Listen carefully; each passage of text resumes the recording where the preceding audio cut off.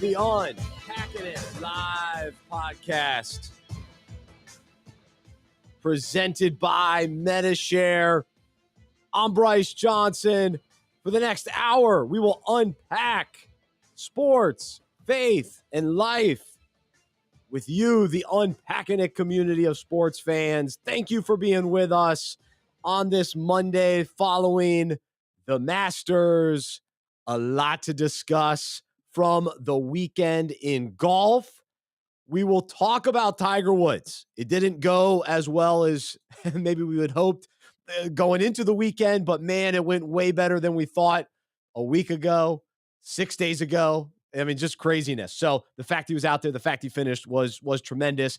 And I have got I'm convinced, actually multiple convinced thoughts that I want to share in regards to Tiger Woods and golf and how we as sports fans interact with all of that. And so we will do that very soon. In a little bit, we will do Unpack This. And I want to focus on the players that lost this golf tournament, even though guys like Rory McIlroy maybe had the shot of the weekend, and other guys had incredible performances, but it wasn't enough. So how does that relate to our own lives? How does that relate to Easter week as well? And so we will discuss that. Tap drill, we got some fun topics to do with Henry. Henry Bieneme is with us. Make sure you jump on the chat. He's there monitoring the chat. And so you can leave your comments on Facebook, YouTube, Twitter, and we will see all of your thoughts as we go throughout the show. For those of you that listen later and you can't engage during the show live, we love hearing from you. You can email me, Bryce, at unpackingit.com. Throughout the show, we will read some of your comments as well to share those with our audience that is listening. All right. We also will get into the NBA playoffs beginning this week. My Hornets are in the play-in game, which is funny, a kind of a unique wrinkle to the NBA season that began, I guess it was last year. And so that we have that this week. And then the playoffs officially start on Saturday. So we'll give some initial thoughts on kind of the NBA playoffs, wrapping up the NBA regular season, and we'll hear from Luke in a moment. Let me thank our presenting sponsor, Medi-Share. Medi-Share is a wonderful opportunity and option for you if you're looking for an innovative healthcare solution that helps you save money without sacrificing on quality. Medi-Share is a biblical, affordable alternative to health insurance. They've been around more than 25 years, and my wife and I, we have been Medi-Share members for over 5 years, and it's been great for our family. It's affordable, it's effective, and a great option for healthcare. You can go to medishare.com/unpackingit, medishare.com/unpackingit to find out if it is the right fit for you and your family. Get a quote, figure out how much money it can save you. Medishare.com/unpackingit. All right, Luke, here we go. One of your favorite weekends of the year is in the books. Scotty Scheffler. It's the first I've mentioned him. He was the winner. He dominated. Yep. Almost the whole tournament long. It was fantastic. And so we'll share one of his press conference clips from the weekend too after he won, which was really encouraging and inspiring as well. But Luke, how you doing, man? How was the weekend? Oh, weekend was tremendous. I love the Masters. I'm sporting my Masters coffee mug that my dad got at the 2001 Masters when Tiger won. So I've got all the names on the back. So, it was a tremendous weekend. My sister got engaged, so congrats to my sister and her new fiance. I was present for the engagement, and then when things kind of dialed down, a lot of the guests left, back to the couch watching the Masters on the phone. So, it was a great weekend. That's awesome. Very exciting for your sister. And yeah, you guys will be married close together. Actually, my brother and I, we got married the same summer. He got married in May. I got married in August. Wow. And then my other brother a couple years later. So they're getting married 2 days before my birthday. So wow. It's gonna be a little happy birthday to Luke. Congrats on the marriage to Grace and Ethan. So yeah, I'm sure they'll be thinking about you. Yeah, of course. Well, that's awesome, man. I was very intrigued by this tournament overall, and kept an eye on it for all 4 days. But I have something to admit, and I think I have to realize, I've realized this, and that's what we're going to talk about in our I'm Convinced segment, is that I'm convinced golf still needs Tiger Woods. The ship has not sailed. We have not moved on. We have not fully embraced the new world of golf with guys like Dustin Johnson and Brooks Koepka and Jordan Spieth and even Rory. We're new to Scotty Scheffler. It's exciting. He's 25. He was unbelievable. He was calm. He dominated. He finished strong up until the final couple of putts that, that he couldn't knock in. Legendary. 4-putt.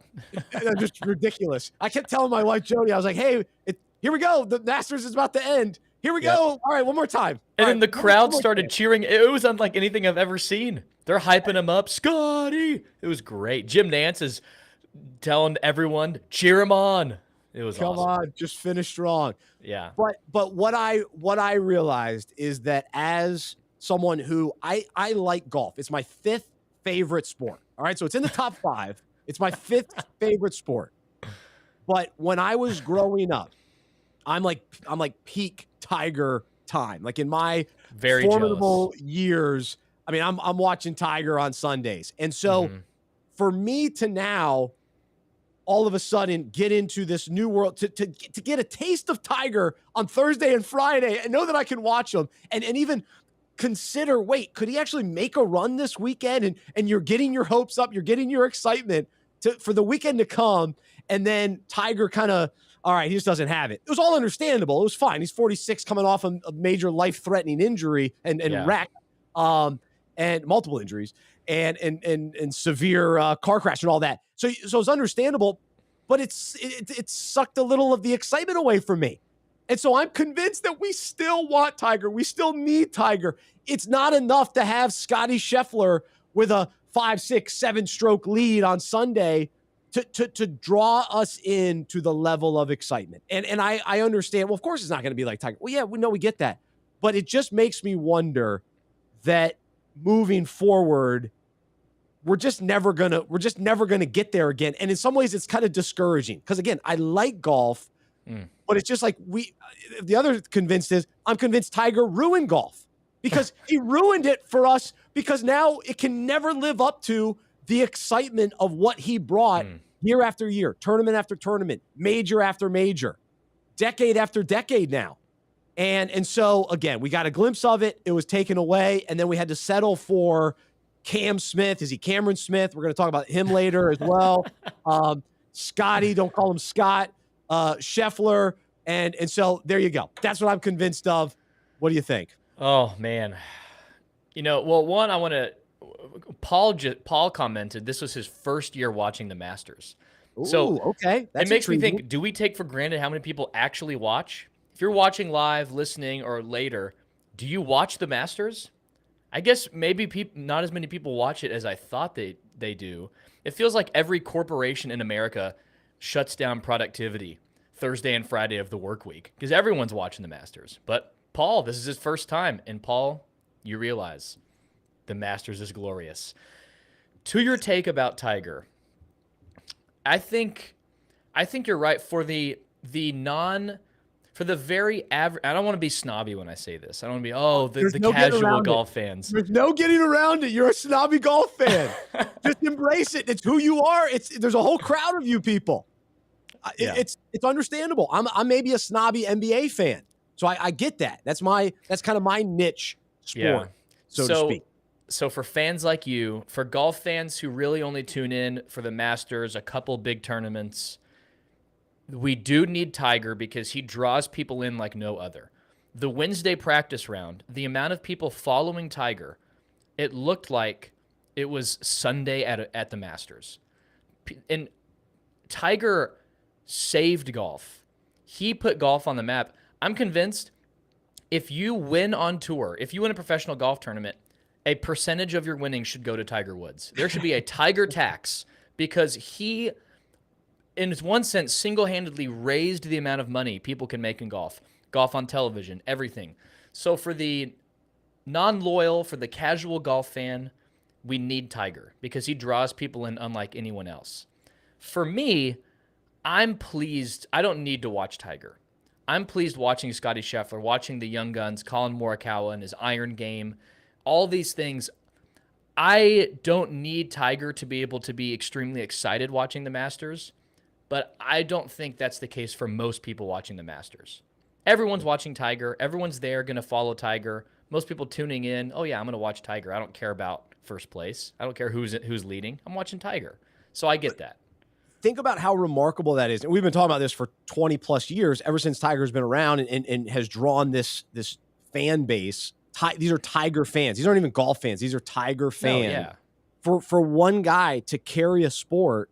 Now, a lot of people say that's a negative, like that's a concern. And that's kind of what I'm saying, is because it's almost a bubble. The golf bubble will burst when Tiger finally is gone.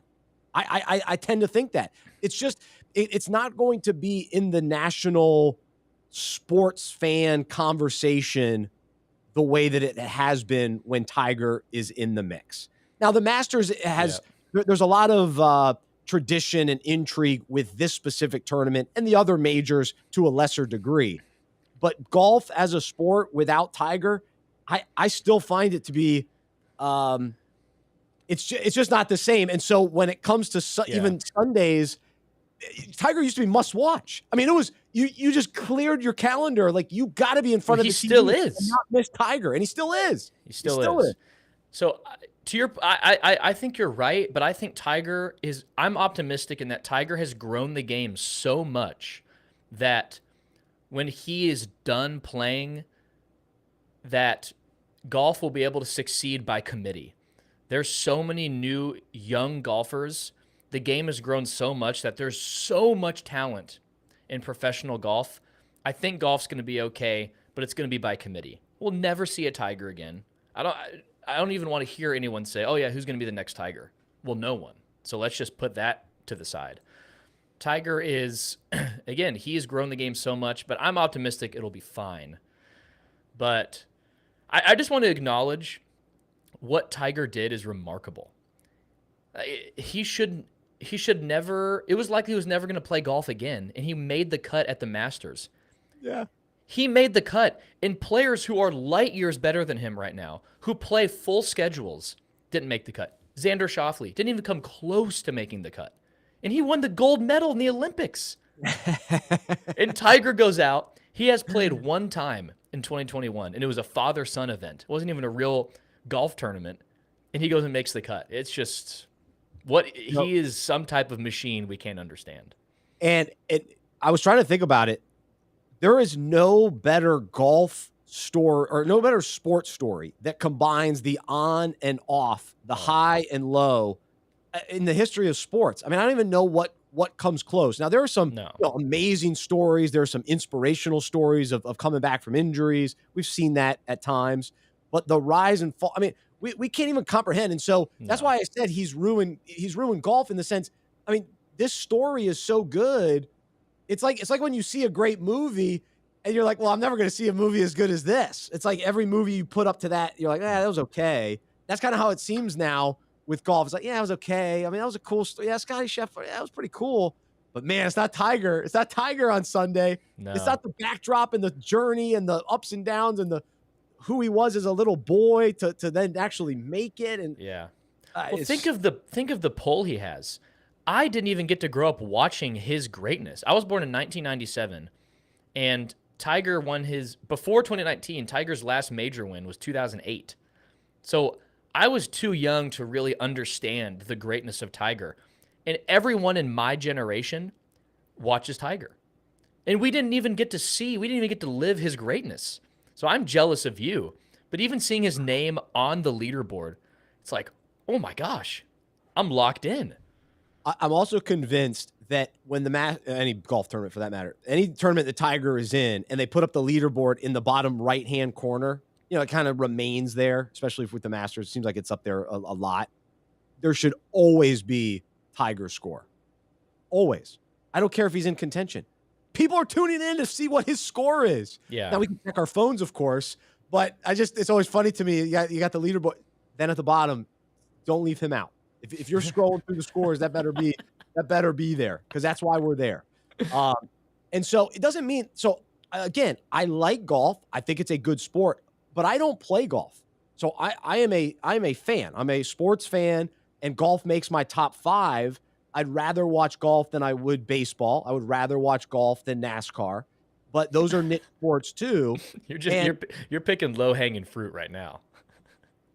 Of course you'd rather watch golf than NASCAR. Well, but those are yeah. Well, that's kind of what it's up against. On a Sunday, you're going to watch a race, or you're going to watch the final round of a tournament, and so but I think when it came to Tiger and why golf needs him is that it even drew people from maybe that we're watching NASCAR, we're watching baseball to say, wait, Tiger's on? Oh yeah, I'm watching. He's in contention? Oh yeah, I'm watching. So that's my big takeaway from the weekend. And as amazing and as dominant as it was for Scottie Scheffler, I just don't think it stirred up the excitement. I wasn't calling people, or people weren't calling me. Are you seeing Scottie Scheffler? The most exciting moment of the day was Rory McIlroy.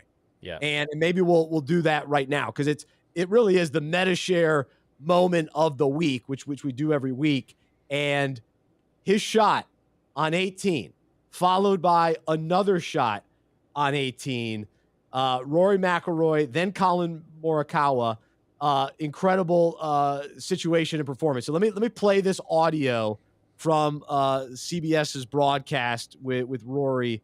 He's 6 under at the moment, going for birdie on 18. Here we go. We just saw what Rory did. Bunker to bunker. This is impossible.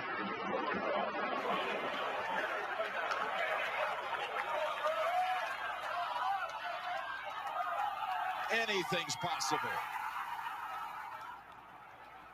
And then Rory's celebration. The goofy celebration. Oh, so goofy. The double hands? What was that? So here's what I think.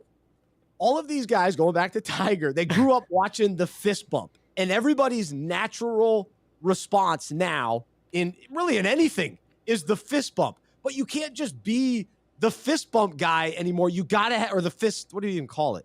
Have we discussed this before? What do you call it? The up and under, the Tiger punch, essentially. It's Tiger's. It belongs to him. Well, to me, like when you're in that moment and you're thinking, wait, I can't be Tiger. And so then you like get caught up in the moment. And so Rory just goes with 2 arms in the air and just kind of flails around like a goofball. And he's getting ripped for that, which is probably fair. But at least it was his own unique celebration. Yeah. So you got to have that. You got to have something special. He may not be able to repeat that, though. Because you just get caught and be like, oh, no, I don't know what to do with my hands. And then they're up and they're Well, it wasn't even his first part of the celebration. He did something else, collected himself, and then went into the double hands. It was interesting. It was interesting, to say the least.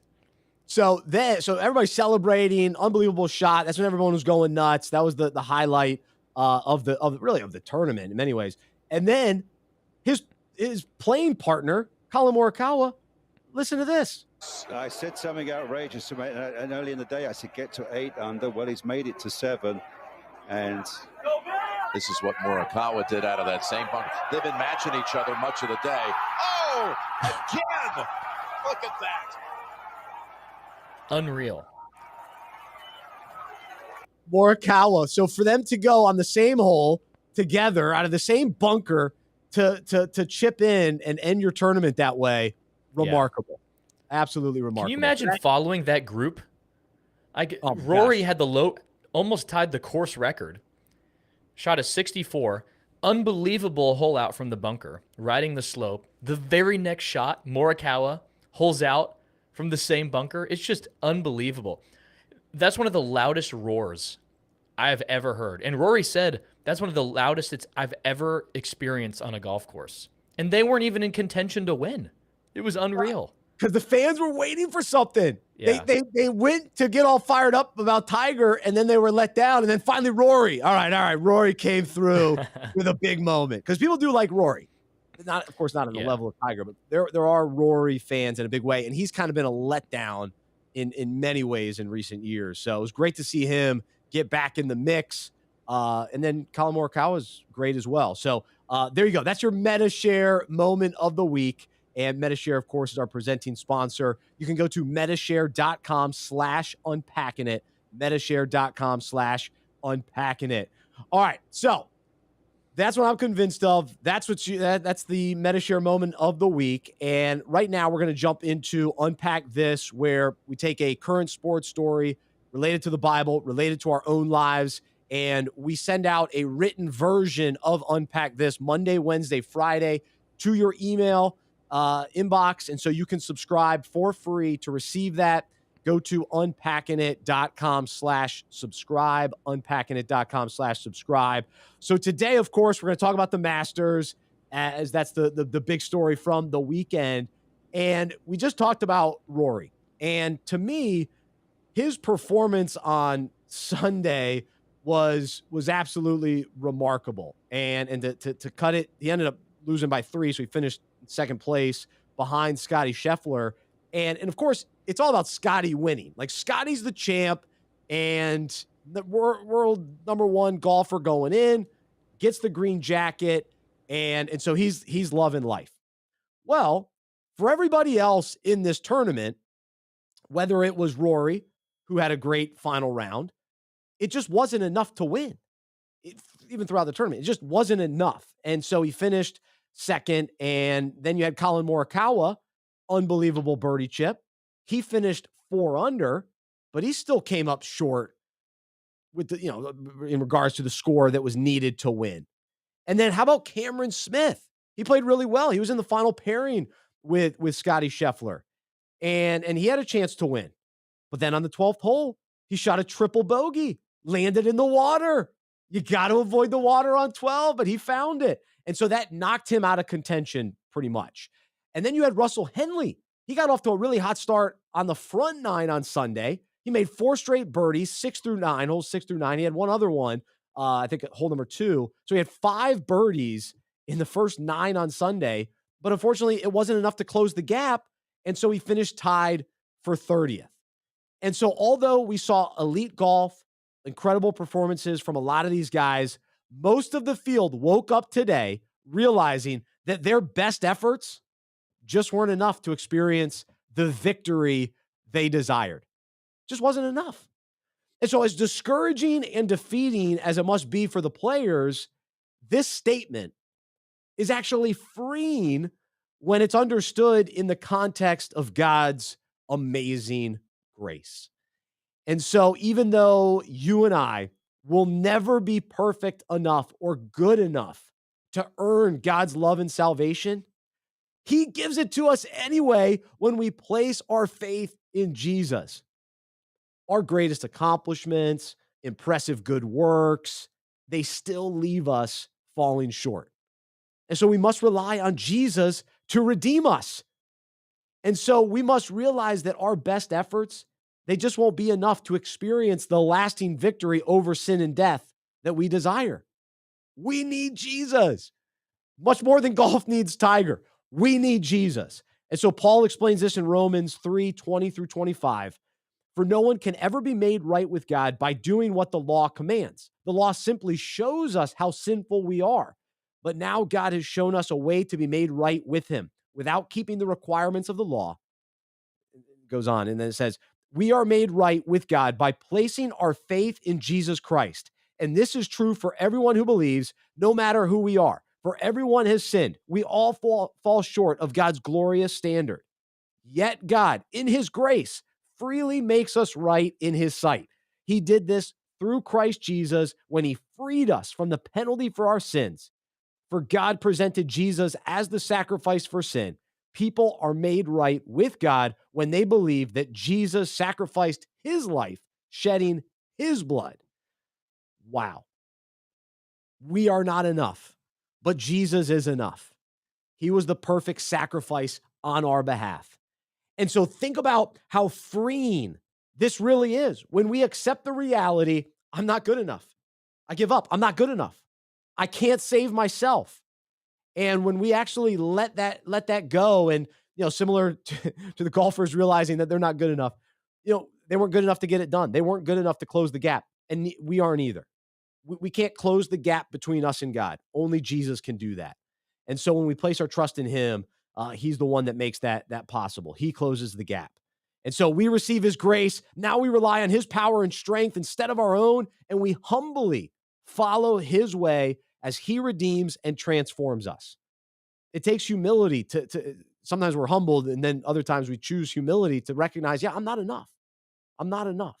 No performance. Doesn't matter how many birdies we have, right? It's never going to be enough. But thank goodness, thank God that he made a way. That thankfully our mistakes don't knock us out of contention either. That he loves us despite our shortcomings, and he made a way for us to know him, to be made right in his sight. And now we can confidently, freely live with our souls at rest by acknowledging that it's not up to our own efforts. And so thankfully, God's grace and love covers us because there is always enough. There's always enough grace and love for us, even though we, in our own ability, in our own performance, in our own weak effort, we're not enough. So there you go. Thank you for God's grace. We're so, man, just humbled by that. I'm humbled by it. I'm humbled by that reality. And so, Luke, when you think about not being good enough, does that make you discouraged, or does that free you up and say, all right, I'm not good enough. I need God's grace. Man, well, if I'm being honest, it's probably both. I mean, as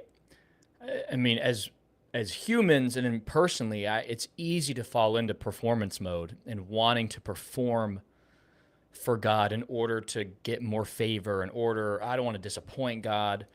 In one sense, yeah, like there's a spirit-led, hey, I want to live a life of holiness, but sometimes my performance is trying to earn God's love or trying to perform for people to earn their favor. And when I take a step back and look at the witness of Scripture, it's clear that there is certainly nothing I can do to add any holiness to myself. I'm born a sinner, and I crave sin before God works in my life to redeem me and save me. And then once I'm given the Holy Spirit, then I can start pursuing good works. But man, it is so freeing to know that I don't have to save myself, and I don't have to keep my salvation. I think that's something I'm really trying to learn right now is, well, yeah, of course I didn't earn my salvation, but sometimes I fall in, I just kind of take a step back without even thinking on, oh, well, I better live a good life now. Well, what's that about? No, it's when God saves me, he's going to keep me. And that is so freeing to know that God is glad to love me. He's glad to save me. It's not a burden on him to save me. And there's no responsibility for me to save myself or keep my salvation. I get to live freely as I continue to pursue being closer and more like Christ. And that's a reality I have to remind myself of every day. Yeah, then it drives us toward living the life that he's called us to live in obedience to him.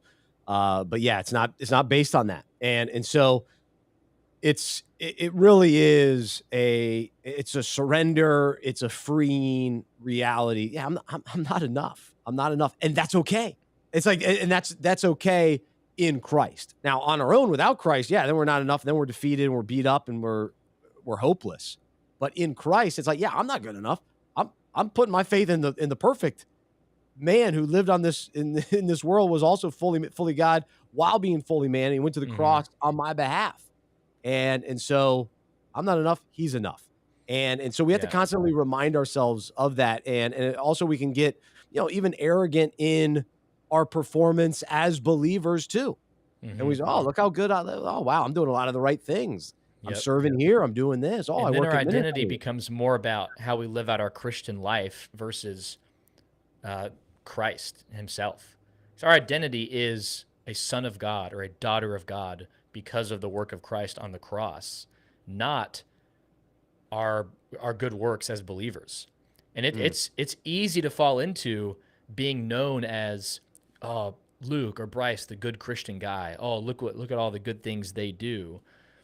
But if we're honest with ourselves, we still do a ton of bad things. We sin every single day, and praise God that he is powerful enough and gracious enough and merciful enough to save us and keep us saved, and that the work of Christ is good for eternity. It is, and Hebrews tells us that the work of Christ accomplishes us salvation for eternity. But man, it takes humility to acknowledge we're not enough. I think there's, in our culture, there's probably this, oh, you're enough. You are enough. Well, no, are you kidding me? That's not what the Bible says. I'm not enough. I'm clearly not enough. That doesn't mean I don't have dignity being made in the image of God, but I'm not enough to fellowship with God, to be united in Christ. I'm not enough to save myself. I'm not even close to being enough. So when we're able to humbly see, not rejoice that we're not enough, but acknowledge and rejoice that God is enough for us, That's right. and that he graciously accomplishes our salvation for us. That is incredible. And it's almost unbelievable sometimes. Like, wait, God's that good? God's that gracious? God's that powerful? Well, yeah, because that's what his word tells us. Amen. Amen. So the encouragement for us, especially, this week leading up to a celebration on Sunday of Easter, is to really, contemplate and spend time meditating on this truth, on the truth of the gospel, and the fact that we've kind of that first step is recognizing our need for him in our own brokenness and in our own like we're talking about not being good enough, the reality of not being good enough on our own, and just kind of reminding ourselves of that, and then thinking about all that Jesus went through on the cross for us, and let that weight, kind of be there for a little while. I think going through this process is important, all the time, but especially as we make a conscious effort with Easter. And then Easter is a total celebration of joy and the resurrection, and we focus on all of that. But I think recognizing who we are in light of a perfect God, and then the sacrifice of Jesus, and then the power of the resurrection and what that means for us now. We can talk about that next week. We'll talk more about that next week. But even though most of you as followers of Jesus listening today, you already know how the story ends. Yeah. But I think kind of taking yourself back a little bit too puts things in perspective again. Which is, I know, but to your beneficial. point, it's at this time of year, it's probably easy. I'm speaking for myself. It can be easy to kind of check out. I already know this stuff. Yeah. Well, as we follow Jesus, we have to, preach the gospel to ourselves every single day. It's not we're saved and then, okay, yeah, now we can check out. We're saved. Well, yes, we're saved and justified at one point in time, but we have a lifetime of living that out and following Christ. And we have to remind ourselves, and we have to have people preaching that to us and encouraging the truth of the gospel to us.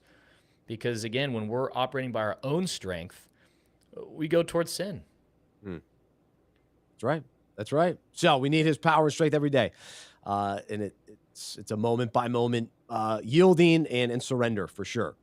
All right, man. Well, the winner of the Masters is Scotty Scheffler. And maybe if you watch some of the press conference and that sort of thing, you heard him, be very open about his faith. And I think what he shared can actually be really encouraging for us today. And in some ways it relates to what we were just talking about. But Sports Spectrum shared this on Facebook today. And I wanted to play it. It's 53 seconds of Scotty Scheffler. Here we go. I think that all goes back to my faith. The reason why I play golf is because, I'm trying to glorify God and, all that he's done in my life. And so for me, my identity isn't a golf score. Like Meredith told me this morning, she says, if you win this golf tournament today, if you lose this golf tournament by 10 shots, if you never win another golf tournament again, she goes, I'm still going to love you. You're still going to be the same person. Jesus loves you. And nothing changes. And all I'm trying to do is glorify God. And that's why I'm here. And that's why I'm in this position. And so for me, it's not about a golf score. Every day when we go out there, Meredith always prays for peace, because that's what I want to feel when I'm out there on the golf course. I want to feel peace and have fun and just feel his presence. And so that's her prayer every day. That's my prayer. And I really felt that today. Man, that's cool. So I appreciate him sharing that. And I just think there's a lot of truth in there. And the other thing he talked about how like when he's on the course, he feels good, but in the morning, something else is playing on my computer. It scared me. But no, in the morning, think about how overwhelming that was to go. You're 25 years old. You're heading into the final round with a great chance of winning. And you've got that whole morning to think and kind of prepare because you'll tee off till the afternoon.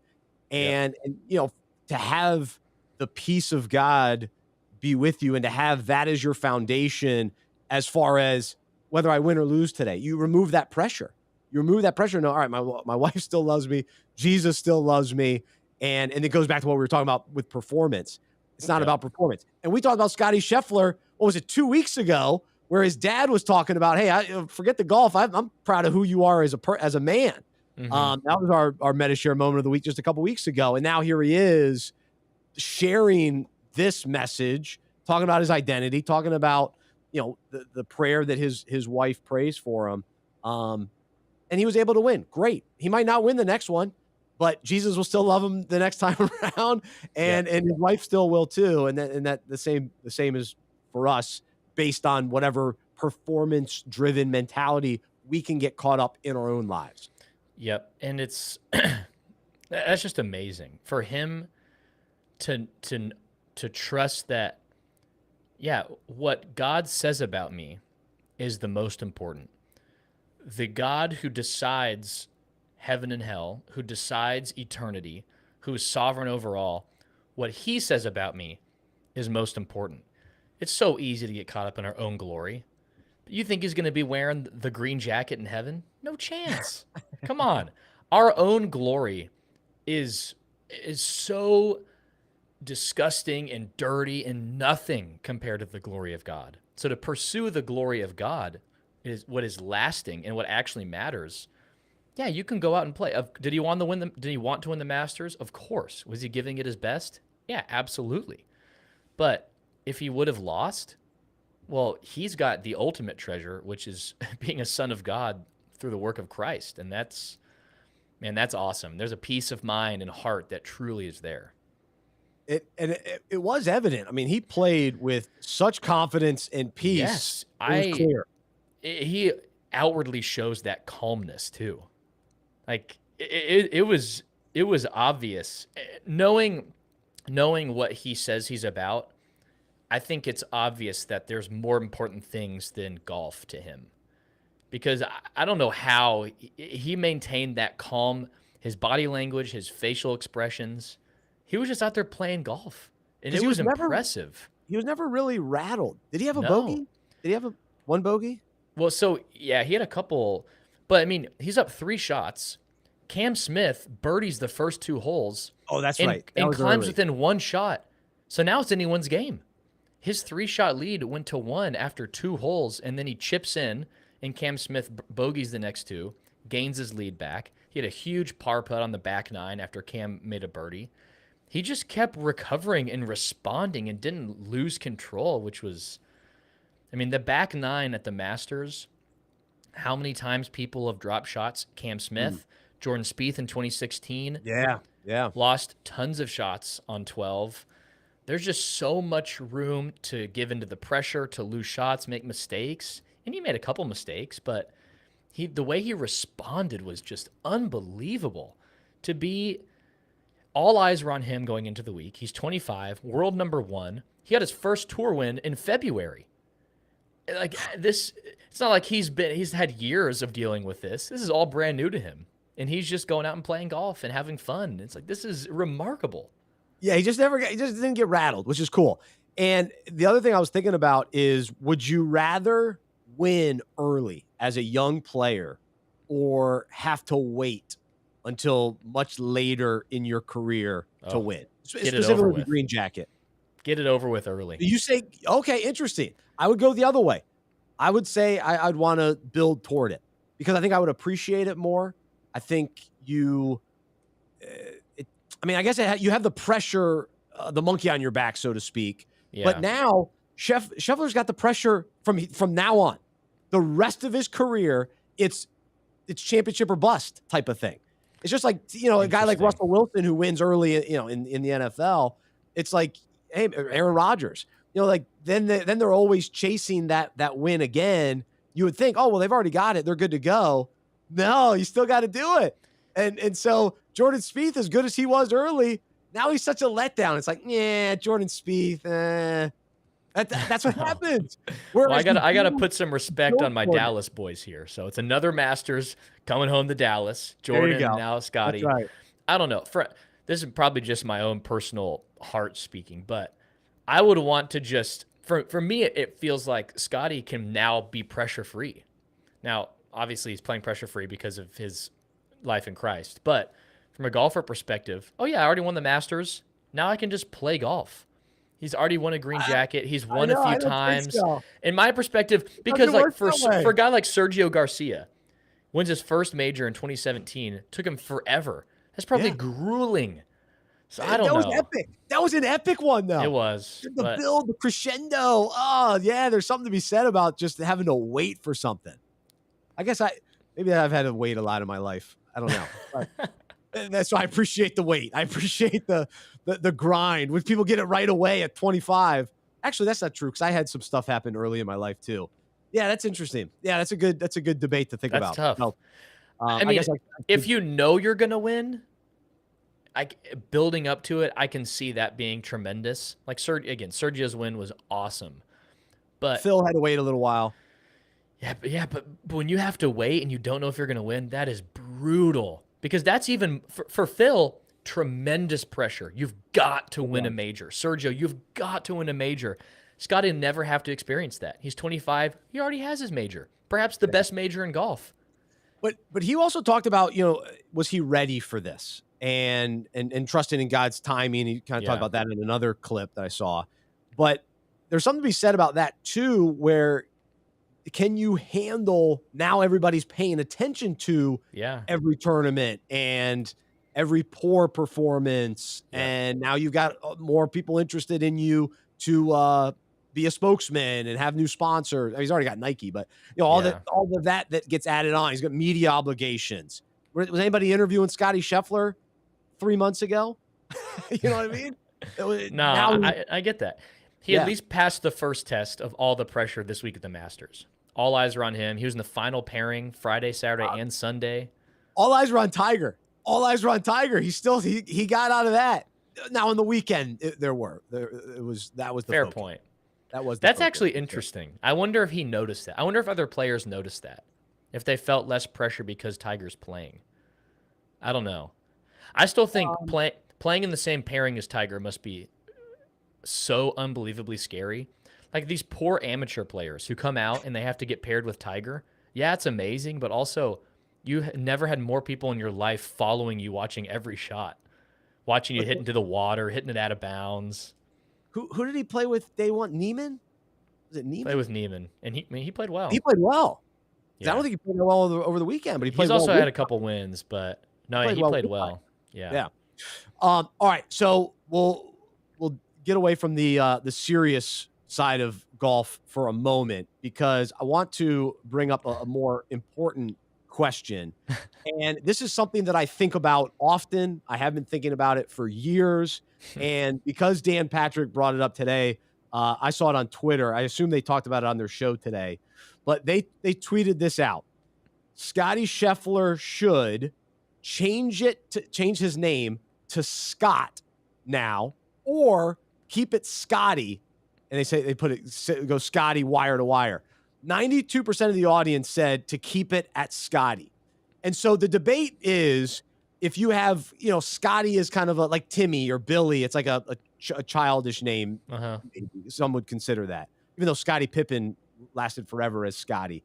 So do you change it to Scott to be more official type of thing? All right. So that's one conversation. I guess that's what Dan Patrick had today. Here's my conversation.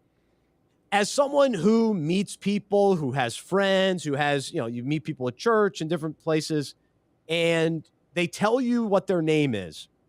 And then come to find out, it's like, wait, do they go by Scott or Scotty, Mike or Michael? Just in the Masters I heard Cameron Smith and Cam Smith. What is it? I'm losing my microphone here. What is it? Do you want to go by Cam or do you want to go by Cameron? Now, I know someone who He only wants to go by Michael. Don't call him Mike. His dad is Mike. Yep.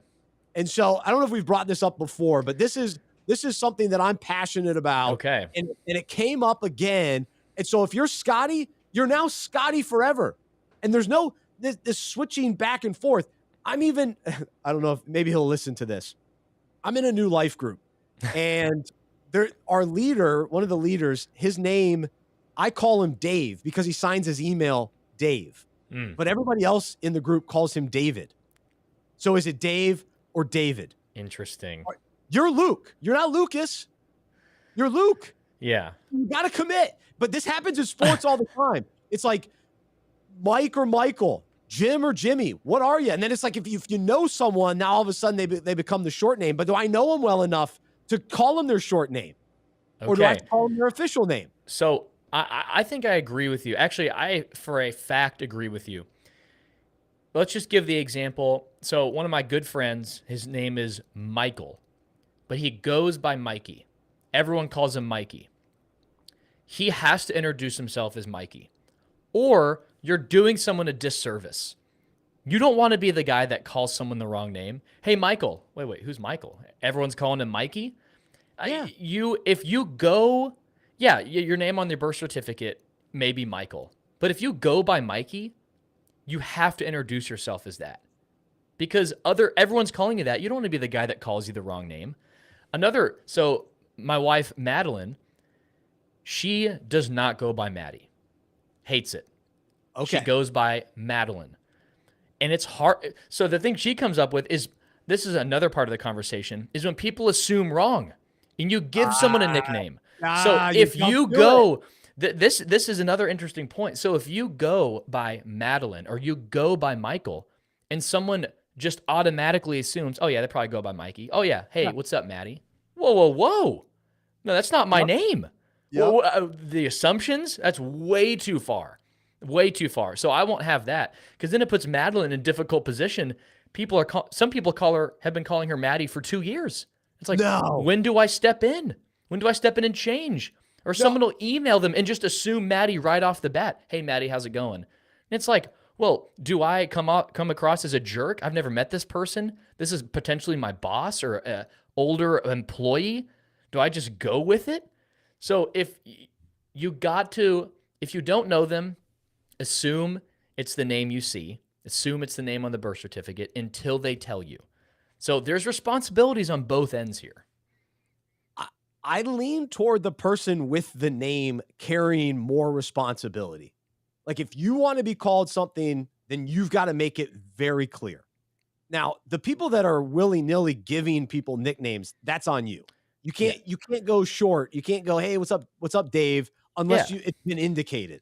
So that is on you. Yes. But I got the email from Dave, even though everyone else calls him David. So now I'm the only one calling him Dave. Yeah, that's his fault though. That's his fault though. So for Madeline, in her email signature, it says Madeline Heaton. So if someone schedules a meeting with her, you can't call her Maddie. You got to call her Madeline until told otherwise. So it's just unbelievable. Well, my daughter's name is Maddie, and that we went straight to Maddie. So that's the birth certificate name. Maddie. There's no Madeline. There's none of that. Madison. Maddie. Okay. Now we have our daughter Michaela, which maybe she could go by Mick or Mickey, or MJ or something like that. So they both could be MJ. MJ. I named both of my daughters after MJ. So we got that in there. But anyway, so if you're listening right now, we want to hear from you. If you're one of these Mike, Michael, Dave, David, how do you determine who gets to call you what? Because then it's always interesting when the wife calls them something, or the mom, or the parent. Hey, the family calls me Billy, but my professional name is Bill. Okay, so what do I call you? I'm your friend. Well, no, you're Bill. You're the other category. But I thought we were closer now. I can't call you Billy? So I want to give room for unique husband-wife nicknames. So Dalton, part of the Unpacking It community, his wife's name is Katie, but he calls her Kate. But he seems to be one of the very few that calls her Kate. And I want to leave room for that. for the husband and wife nicknames, what they call each other. And like she'll call him Dalt for short instead of Dalton. But in other relationships, yeah, I don't know. It doesn't work. So I want to leave room for that, for the husband wife. Well, then if we're talking to Dalton, then we say, hey, how's KT doing? No. In this circumstance, it's clearly Katie. Because she'll introduce herself as Katie. But like behind the scenes, I know he calls her Kate. And I think that's okay. Yeah. All right. Well, we'll let that one slide, I guess. So what does Jody call you? Big B? Hunt. Bryson? You ever had anyone who calls you Bryson? For long? No. They give you the long name? Yeah, no.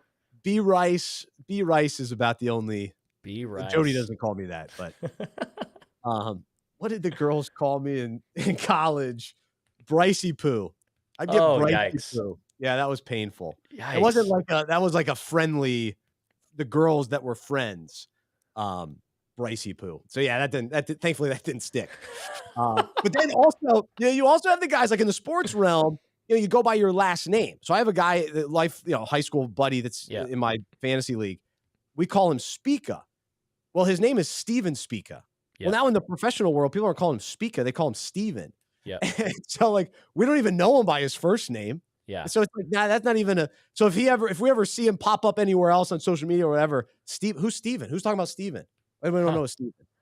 So that's interesting too. Well, my entire college friend group, only last names. There was a select few where they went by their first name, but like most people just called me Heaton. Well, most people call me Big Red, which was nice. That was a fun nickname. But we all called each other by our last names, like we're drill sergeants or something. And it just stuck. I don't know why guys do that. But for the guys there was a select few, like one of my roommates, Pierce. His last name's Miller. But if anyone called him Miller, it's like, wait, who are you talking about? It's Pierce. So he was one of the select few that fell into the first name category. It makes no sense. I don't know how anything adds up. But the last name thing's interesting. As long as you got to commit as a friend group. I do love what Shannon posted. She says, I called my neighbor Jerry for 5 years. When he moved, I found out his name was Norman. I don't even know what to do with that one. That's tough. You totally. I wonder who's at fault there, because it can't be I heard it wrong. You can't hear Jerry from Norman. Hey, Jerry, hope you're doing well. Who's Jerry? Oh, hey, she must be talking to me for 5 years. Wow, that's tremendous. Oh, it's hilarious. This is a whole nother topic, but when you actually don't know the person's name, when you should know the person's name. Brutal.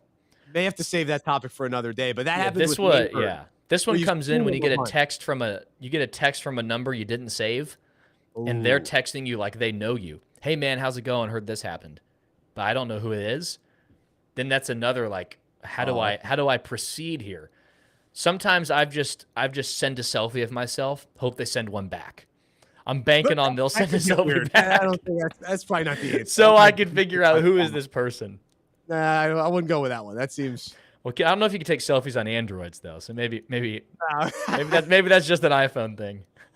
You just sending a random selfie to a guy you don't know who it is? Well, they obviously know who I am and are operating as in I have their number saved. Yeah, that seems dangerous. I wouldn't do that. So there you go. There's this week's life quandary. I don't know if we landed on Cam or Cameron, or I guess we'll stick with Scotty Scheffler, but Cameron Smith played pretty well until 12th hole. So then he kind of unraveled at that point. But all right, let's get to tap drill. Thankfully Henry is straight to Henry. Bryce straight to Bryce. I was about to say Bruce. I don't know where I got that from. And then Luke, no Lucas, just Luke. So we're all squared away here on Unpacking It. But let's do a little tap drill, bounce around some of the other topics from this week. Henry, take it away. Oh, you're muted. We can't hear you, Henry. I'm sure it was a funny joke. I was going to say it goes by Hen or something. Yeah, Henry. And like, it's even funny with Charles Barkley because it's like Charles and Chuck. And then who gets to call him Chuck? I feel like as fans, we've now accepted that we get to call him Chuck. Even though I'm not sure that we really should. He's still Charles to us. But we feel like we've known him because we've been watching him for so many years. So we're actually, I'm connected to Jim Nance. And so my buddy, who's his godson, calls him Uncle Jimmy. And so my friend group also calls him Uncle Jimmy, even though we don't personally know him like that. So I guess we get away with it. I don't know. It's questionable, but he's still Jim. But he had two great calls on those Colin Morikawa and Rory chip in birdies. So Yeah. Well, Jim, I think it's hilarious when the nickname is not even close to what the real name is. So like, I don't know, like I've always been like Bill from William. That's always confused me. Because then tough. you have, I mean, what, 10 different options to go by? Then it's absolutely at the responsibility of whoever's name that is. Yeah, you're right. William is the most confusing, but Charles to Chuck is confusing too. That doesn't Jim to fully add up. James. Jim to James, interesting. Yeah, it's wild. So I'm Bryce Taylor, so I don't have to deal with the confusion on that. So even though, more so the spelling, Bryce with an I or a Y, but there's no I in Bryce, so we're good. Team player. Yeah, unless it's Bryce Johnson, UNC, NBA. That's right. That's why I didn't have to worry about him. And he fizzled out of the league, but I was drafted, so I do take that. My name was drafted, so I like that. Well, before Henry gets ready, the NBA playoffs start this Saturday. I know I'm really excited. It has been, been so busy though. With March Madness was so good, the Masters was so good. Now we jump right into the NBA playoffs. This week we got the play-in games. My Hornets play on Tuesday against Atlanta for a chance to then play the winner of Brooklyn and Cleveland on Friday night. So that's kind of interesting with the final four teams in the Eastern Conference as well as the Western Conference. The Clippers seem to be kind of the favorite in those in their play-in game in the West. But the Pelicans, they didn't look great last night, but they'd be an interesting team to make it. And if Zion ever came back, but it doesn't seem as likely at this point. Well, my Mavericks are going to be the higher seed in the playoff series. First time since 2011, which is kind of sickening, but also exciting. But hopefully Luka could get his first playoff series win. I want to ask the listeners today, are you exhausted right now? Because we were talking about this, like we just went hardcore March Madness, hardcore Masters, and you said the play-in games start on Tuesday? Or tonight? Tonight. Tuesday, Wednesday. When the playoff game with these play-in games, there's no break. It's like you get a sports power nap, and then you're back on the clock. We're back to business. So I love the play-in games because they make things more interesting, especially if you're kind of a fringe team. I think the play-in games are very entertaining. But as a sports fan, man, we got to catch a second wind. It's been an exhilarating, but I'm a little tired, but I'm gonna push through. That's right. I know. I've had to mow my lawn and get all the weeds out of my yard. I mean, it was getting ridiculous. So then I watched the Masters. This happens to me every year. I mentioned it last year. As soon as I look at the beautiful Masters grass, I look out my backyard and go, I'm so far from that. I gotta go do something. So I pulled the weeds. I got this new weed puller tool. And so I got a little work done. And I actually listened to the Masters a lot this weekend, just driving and different things. Golf on the radio is not that bad. It's actually it's like ear candy. It's so satisfying to listen to. The voices are calm. It's tremendous. I have a little bone to pick here with the broadcasting. And I know you're a broadcasting junkie. Don't rip on Uncle Jimmy now. So I'm not gonna dunk on Jim here, but we've got to retire Vern Lundquist. I mean, I disagree. No, so his voice is iconic, but he's got I don't know if he has much to offer. All he says, he introduces the player, or he gives a condescending "oh dear" when anyone misses a putt. Like he would make every putt he will ever attempt. If someone misses a 5-footer, oh dear. What do you mean, oh dear? These are the hardest greens to putt on in America. Whereas Shane Bacon and Colt Knost, they're doing the morning broadcast, and Colt Knost and Shane Bacon are giving actual context to every shot. I know what's happening better. Jim Nantz, great voice. But the afternoon crew, the primetime crew, they're just narrating. And then Vern is just, coming close to not even narrating. He's just condescending and then just saying players' names. So I'm ready to move on from that. So it's funny hearing some of the newer voices. I have to adjust to it. Like I was listening on the radio. One guy was reading a live commercial and had way too much energy. I'm like, dude, this is a golf broadcast. This isn't the middle of March Madness where we're excited. Like, we got to bring it down a notch. I was like, this is uncomfortable. I'm an excitable guy. I'm high energy. I could never do golf. Yeah, who let Iron Eagle in the building? That's what it was like. Gus Johnson was reading a commercial. It's like, whoa, this is Friday at the Masters. Let's pump the brakes here, buddy.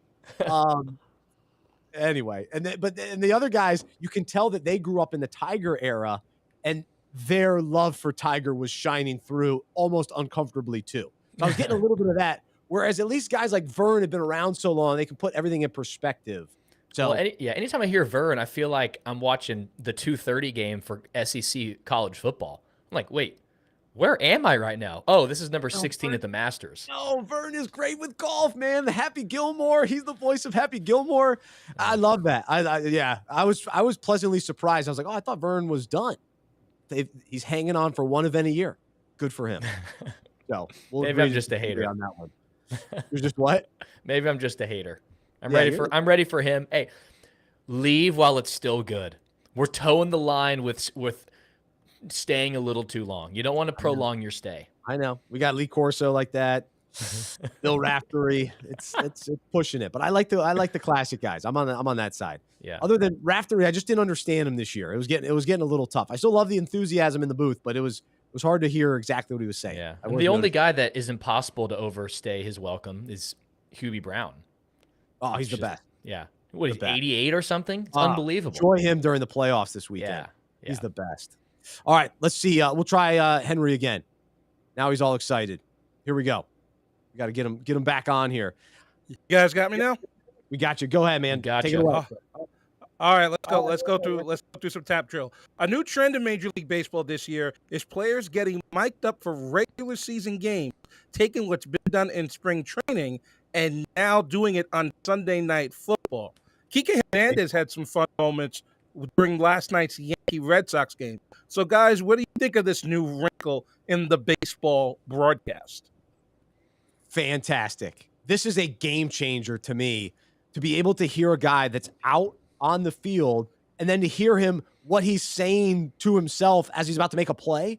I mean, it's remarkable, because baseball is a slower sport. People appreciate that. That's fine. But to be able to hear more in between plays and then even during a play from the guys, this is fantastic. And it's the only sport other than golf that could do this, unless you heard from a guy on the free throw line in basketball, but that's unlikely. And then in football, it's almost like too loud, probably too loud on the sidelines. You can never get away with it unless you maybe if you dipped into the huddle, possibly, but there's not enough time in between plays. Whereas baseball, there's so much time. It seems like there's downtime. So to be able to capitalize on it, I'm all in. This is fantastic. It works for every sport. Every sport benefits from miking up the players, the coaches, the people involved. As fans, we can't do anything these professional athletes are doing, but it's a treat to be able to actually hear their thought process. What are they thinking? So if it works for other sports, baseball has got to do it, because they're one of the more least exciting sports. The difference is this is real time. Yeah, so for Cowboys games, after each game, the Cowboys post. There's a couple minute stretch with players mic'd up on the sideline. You can hear stuff at the huddle. So entertaining. Basketball, where they do the couple minute stretch of them running up and down the court with the microphone. Any type of mic'd up is great, but live action. That's why in golf, broadcasters, hey, when players and caddies are talking, mute your microphones. I don't want to hear what you're about to say. I want to hear the players and caddies talk. That's the best. Right. Yeah, sort of like what we had with the challenge with the Peyton Manning and Phil Mickelson and Tom Brady and Charles Barkley. It's a no-brainer. Yeah, implement that more. I'm with you. Yeah, definitely. Now, did you know that these guys have their own version of the Manning cast with Alex Rodriguez and Michael Kay doing the same type of thing? I have not seen it yet, so I'll give that a try though. Yeah. It's because it's a 162 game season. You're not going to see it every single Sunday, but I think they have like 30 of those when it's like a big broadcast. So keep your eyes out for that. Well, can I get in a quick soapbox real quick? 162 games. Can we just say that out loud? Cut that in half at minimum. What are we doing? 162 games? That is so beyond way too many games. It's not even funny. NBA possibly has too many games. MLB, 162 games is outrageous. No one can tune in for those. Make games more meaningful. It's unbelievable. Way too many games. Even I was hearing somebody talk about what if college basketball turned into a one-semester sport?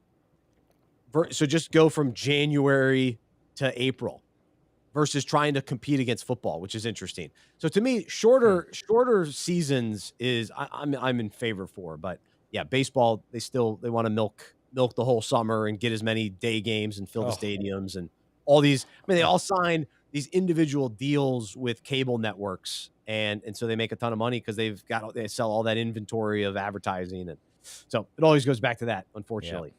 Now, all right, what's next? What's next is that we go right to basketball, and sort of like what we had with football, with Tom Brady making sure that Gronk got his bonus.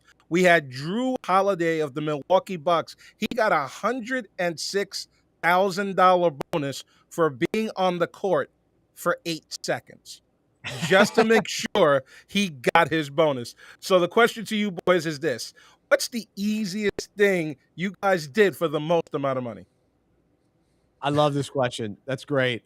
Well, you got to give Drew Holiday credit. He played 67 games this season. So he start the game, you get credit for it, you're good to go, you make all that money.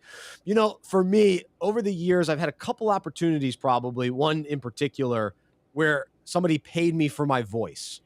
And I just had to record something. And it was, not too hard to do. And then to get paid, wait, you're going to pay me that to do this? All right, yeah, I'm in. Now, unfortunately, I haven't had enough of those opportunities, but that's what comes to mind for me.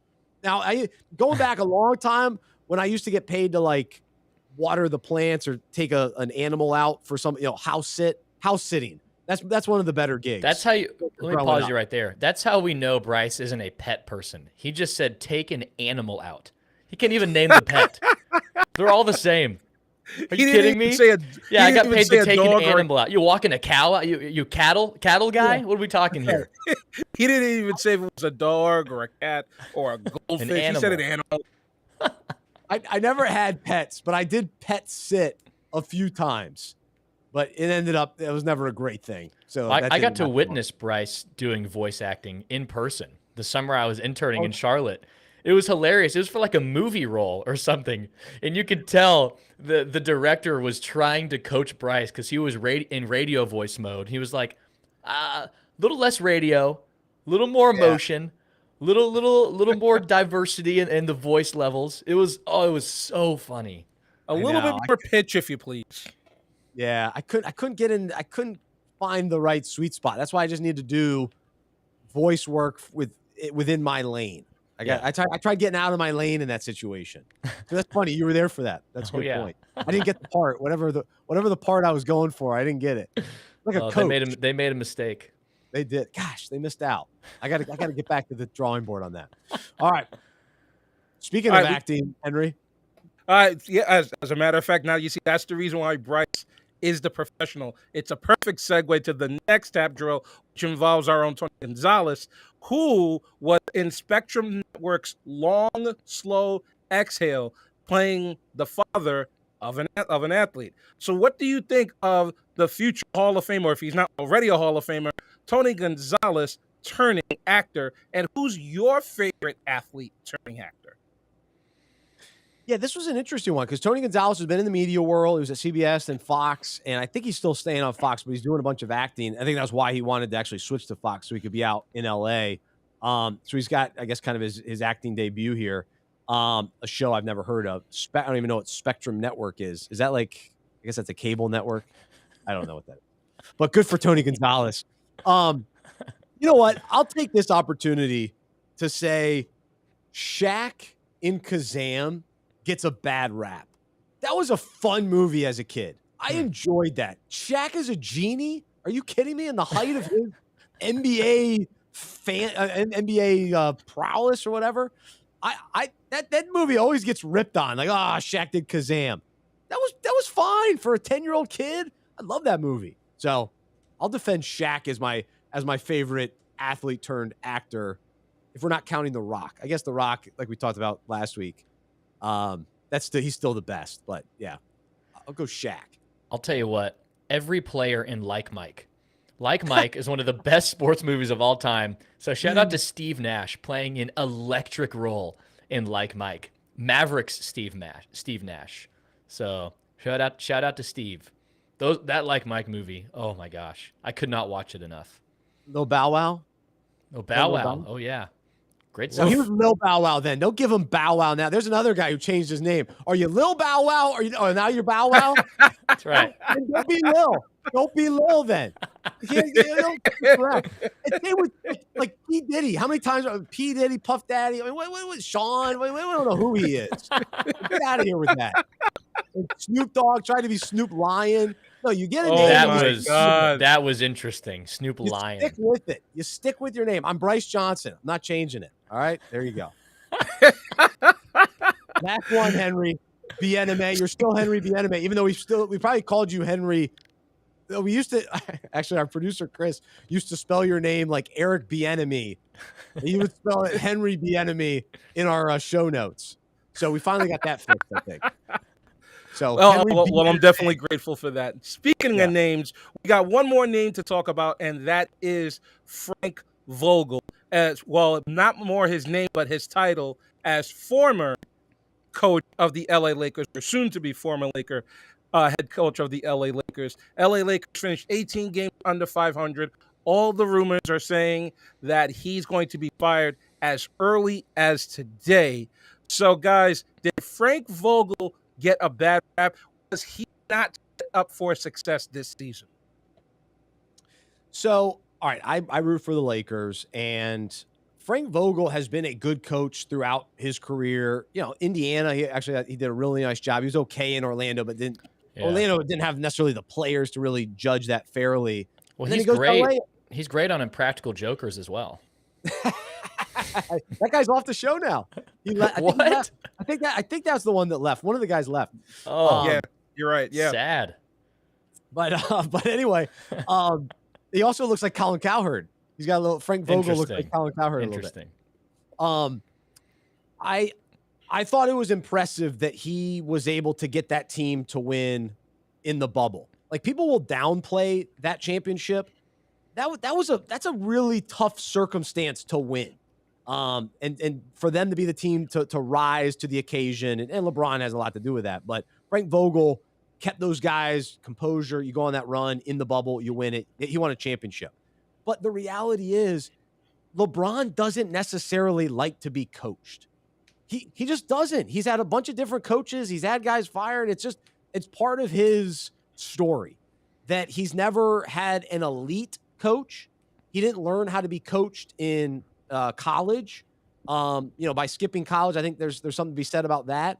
And then he didn't play for, Phil Jackson, Greg Popovich, those types of guys, the way Jordan and Kobe did. And so that's why he's different in that way. So to me, the Lakers, hey, it was problems this year. They're not going to get rid of LeBron. It doesn't seem like, so we'll get rid of Vogel just to reset, bring a new voice, new blood. I understand it. Like, you feel bad for Vogel, but he'll get another shot somewhere. He'll resurface. He'll be fine. Oh yeah. Was he the reason they lost this year? No. It wasn't because of him. And anybody that roster is uncoachable. Uncoachable. Carmelo Anthony, Russell Westbrook, a hurt Anthony Davis, and a not super healthy LeBron. Are you kidding me? As a coach, we've talked about this before. As a coach, how do you coach LeBron? He's the coach. How do you tell LeBron what to do? He's going to do what he wants. How do you coach a team where all those guys in the same roster? I don't know. Very difficult. He was up against it. So yeah, good for him for somewhat keeping his composure throughout the year. I'm sure sometimes it was, think about those press conferences every night. You got to answer questions about Russell Westbrook and stuff. Is Anthony Davis ever going to play again? Well, probably not. He's always hurt. So it was a tough year for the Lakers. They got some big questions to to answer. Where will Westbrook go? Will he go to Indiana? Even Charlotte has been mentioned. Could Charlotte get rid of the Gordon Hayward contract for him? I don't know. I don't think you'd want him next to LaMelo Ball, but that's an intriguing contract trade. So we'll see. All right, guys. Hey, great show. Enjoyed it. Thanks, everybody, for listening today. I can't wait to get the emails from the Mikes and Michaels and Daves and Davids. So let us know how you determine what name you go by. We want to hear it. So congrats to Scotty Scheffler. Appreciate him sharing his faith during press conferences after winning the Masters. That was cool. Good stuff from him. And then today's encouragement. We're not enough. We're not enough. We can't earn salvation. We can't earn God's love, but we're given salvation through Jesus, through faith in him. And so we cling to that. And so I hope that you have a wonderful week leading up to Easter. I hope you can find some time to really contemplate the finished work of Jesus and the fact that, man, we're not enough, and that's okay because Jesus is enough. So we need him. He loves us. Let's walk with him. And, man, we'll celebrate on Easter for sure. So enjoy it. We'll talk to you next week. Thanks to Luke and Henry. I'm Bryce. I'm a sports fan who follows Jesus. I believe in the good news that he died on the cross for my sin. He was resurrected, and through faith, I've been saved by his grace. I hope that is true for you as well, and I hope you'll join me as we live life as sports fans who follow Jesus together. We'll talk to you next time right here on the Unpacking It podcast presented by Medi-Share.